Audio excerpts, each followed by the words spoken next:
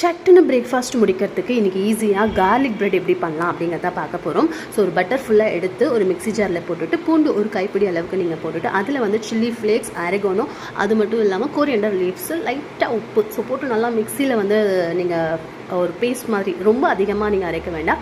And bread வந்துட்டு நீங்கள் toast பண்ணுறதுக்கு பட்டரை வச்சு டோஸ்ட் பண்ணிக்கோங்க.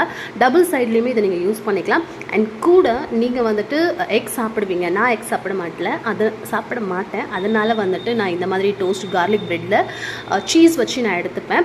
நீங்கள் முட்டை சாப்பிடுவீங்க அப்படின்னா அதில் நிறையா வெஜிடபிள்ஸ்லாம் போட்டுக்கோங்க. வெஜிடபிள்ஸ் போட்டுட்டு இந்த மாதிரி ஸ்ப்ரெட் பண்ணிவிட்டு அதுக்கு மேலே நீங்கள் அந்த எக் வந்து அதை போட்டுட்டு அதுக்கப்புறமா திருப்பி போடும்போது வந்து நீங்கள் உள்ளே வந்து ஒரு சீஸ் வச்சு அதை நீங்கள் சாப்பிட்டீங்கன்னா ரொம்ப சூப்பராக இருக்கும். காலையில் ஃபில்லிங்காகவும் இருக்கும். இது நீங்கள் ப்ரௌன் ப்ரெட்லேயும் பண்ணலாம். ஸோ என்கிட்ட இன்றைக்கி வந்துட்டு ப்ரௌன் ப்ரெட் இல்லை, பட் மோஸ்ட்லி நான் ப்ரௌன் ப்ரெட்லேயுமே ட்ரை பண்ணுவேன். ரொம்ப நல்லாயிருக்கும். ட்ரை பண்ணி பாருங்கள், எப்படி இருக்குன்னு சொல்லுங்கள்.